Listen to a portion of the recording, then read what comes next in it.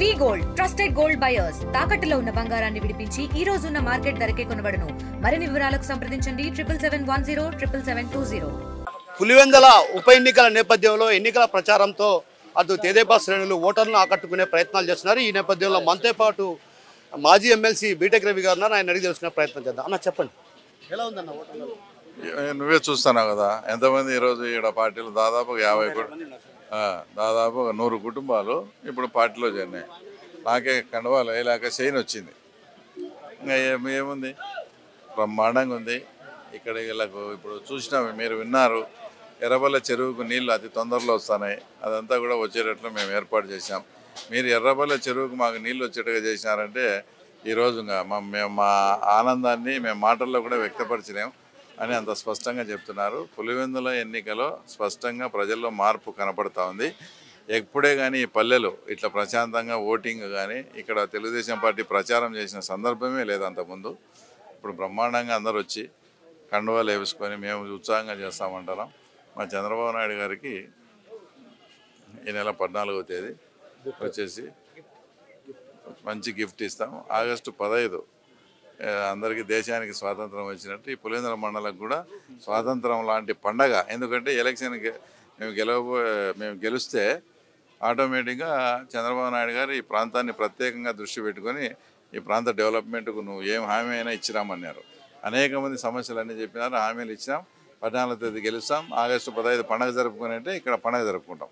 అన్న, ప్రధానంగా దాడుల విషయం పైన కూడా మీ పైన ఆరోపణలు వస్తున్నాయి. కేవలం బీటెక్ రవి ఈ విధంగా దాడులు చేస్తున్నారు, దానిపైన మీ కామెంట్? నేను దాడులు చేసేట్టుగా ఉండి ఇప్పుడు మీరంతా మీడియా ఉన్నారు, వాళ్ళకు సాక్షి ఉంది, ఇంకా అనేకమైనవి ఉన్నాయి. నేను దాడులు చేసినానా ఎలక్షన్ రోజు ఇంకోటి అనేది మీ అందరికీ తెలుస్తుంది. ఆ రోజు అలాంటి గెలుపును మా చంద్రబాబు నాయుడు గారు ఆస్వాదిస్తారా? అది జరగని పని. మేము ప్రజాస్వామ్యబద్ధంగా ప్రజలతో ఓట్లు వేయించుకొని ఇక్కడ పులివెందుల ప్రజల్లో కూడా జగన్మోహన్ రెడ్డి మీద వ్యతిరేకత ఉంది. పులివెందుల ప్రజలు కూడా జగన్మోహన్ రెడ్డి నమ్మడం లేదని చూపించాల్సిన బాధ్యత మా మీద ఉంది. మేమేదో ఆ రోజు దౌర్జన్యం చేసుకొని గొడవలు చేసి రిగ్గింగ్ చేసుకొని అలాంటి గెలుపు మాకేం అవసరం? ఇప్పుడు మాకు అవసరమే లేదు. వాళ్ళు పొరపాటున ఇక్కడ జరిగే ఎలక్షన్స్లో ఓడిపోతే ఆ రోజు ఏం సమాధానం చెప్పుకోవాలనే దానికి ఒక గ్రౌండ్ ప్రిపరేషన్లో భాగంగా ఈరోజు మా మీద అట్లా మాట్లాడుతున్నారు. అలాంటి గెలుపు మాకు అవసరమే లేదు. స్వేచ్ఛాయుతమైనటువంటి వాతావరణంలో ఎన్నికలు జరగాలని మీరు భావిస్తున్నారు? 100%. ఎందుకంటే ఇక్కడ ఉండేవాళ్ళు ఇప్పుడు వీళ్ళు వైఎస్ఆర్ నుంచి పార్టీ నుంచి వచ్చినారు, ఇంకా అనేక మంది వచ్చినారు. వాళ్ళని అడగండి ఇక్కడ ఓటింగ్ ఎలా జరుగుతుందో. మా జగన్ అడగండి, నలబిడిపల్లిలో ఓటింగ్ వచ్చే వాడు ఏజెంట్ వెనకమ్మడి వచ్చేది, వాడే చేయబట్టి దానికి వచ్చేది. అది 30 సంవత్సరాల నుంచి అట్లా జరిగింది. ఇప్పుడు ప్రజాస్వామ్యంగా జరిపితేనే మేము గెలుస్తామని చెప్పేది.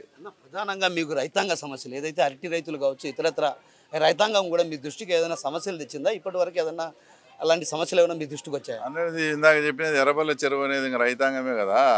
40 ఏళ్ళ నుంచి ఆశగా ఎదురు చూసేది. జగన్మోహన్ రెడ్డి గారు ముఖ్యమంత్రిగా ఉండి అతను అనుకుంటే ఒక గంటలో పని అయ్యేది కూడా తీర్చకుండా పెద్దిరెడ్డి రామచంద్రారెడ్డి పొంగనూరుకు వాటర్ తీసుకుపోవాలా, పెద్దిరెడ్డి రామచంద్రారెడ్డి పొంగనూరుకు తీసుకుపోవాలని తన సొంత కాన్స్టిట్యున్సీకి అన్యాయం చేసిన వ్యక్తి. మేము అందరము వెంకటరామరెడ్డి కూడా మొన్న పైపులో పని అంతా చేపించి పెట్టినాడు. 48 గంటల్లో ఆ సమస్య పరిష్కరించినాం.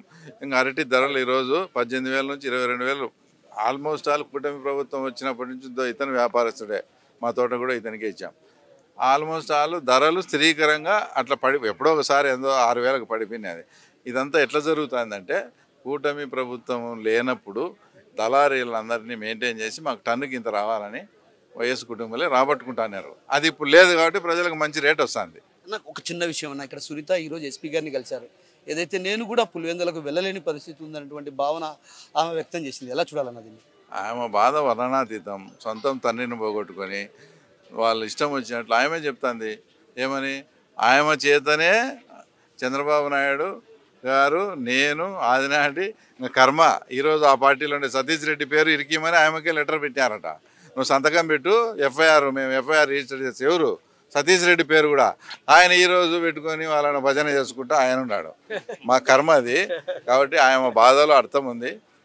ఏదంటే వాళ్ళు ఇట్లా తప్పుడు కేసులు పెడతారు, ఇట్లా గొడవలు సృష్టించి మా మీదకి వేస్తారు, వాళ్ళే చంపి మా మీదకి వేస్తారు అనేది వాళ్ళ నాన్న విషయంలో తెలిసింది. కాబట్టి ఆయన ఈ పరిస్థితి చూస్తా అంటే నాకు మళ్ళీ నాన్న హత్య గుర్తొస్తుందని ఆయన అనేది. దాంట్లో తప్పేం లేదు. అన్న సునీల్ యాదవ్ కూడా ఒక మాట అన్నాడు అన్న, ఏదైతే ప్రతి విషయంలో కూడా కమిషన్లు వస్తాయనే మాట అన్నాడు. అతను ఏం మాట్లాడతాడో మనకి ఏం మాట్లాడినాడో నేను వినలే, నేను దాని గురించి సమాధానం కూడా చెప్తాను. Thank you. మొత్తం మీద ఏదైతే పులివెందలలో ప్రధానంగా టీడీపీ గెలవడం తథ్యం. ఎందుకంటే రానున్నటువంటి ఎన్నికల్లో ఏదైతే జెడ్పీటీసీ ఎన్నికల్లో కూడా ప్రధానంగా ఇక్కడ మేమే గెలవబోతున్నాం.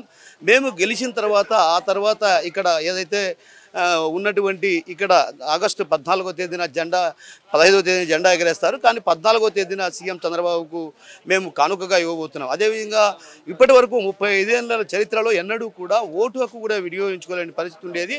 అలాంటి గ్రామాల్లో సైతం తేదేపాకు మద్దతు తెలుపుతూ తేదేపా వెంట నడుస్తున్నటువంటి పరిస్థితి కనిపిస్తుందంటే ఇక్కడ ఉన్నటువంటి ఈ ప్రాంత ప్రజలు మార్పు కోరుకుంటున్నాను. మేము దౌర్జన్యాలు, అక్రమాలు, అరాచకాలు సృష్టించాల్సినటువంటి అవసరం మాకు ఎప్పుడూ లేదన్నటువంటి విషయాన్ని మనతో పాటున్నటువంటి మాజీ ఎమ్మెల్సీ బీటెక్ రవి చెప్తున్నారు. కెమెరా పర్సన్ ప్రదీప్తో కిషోర్, RTV పులివెందుల. తెలుగులో న్యూస్ కి ఫాస్టెస్ట్ యాప్ ఇప్పుడు టోటలీ న్యూ అవతార్లో జస్ట్ 5 seconds లో కంప్లీట్ న్యూస్. సోషల్ మీడియాలో ట్రెండ్స్ కి one stop solution. Live TV app voice search option తో ఇప్పుడే డౌన్లోడ్ చేయండి లేదా అప్డేట్ అయిపోండి. యాప్ లింక్ డిస్క్రిప్షన్ లో ఉంది.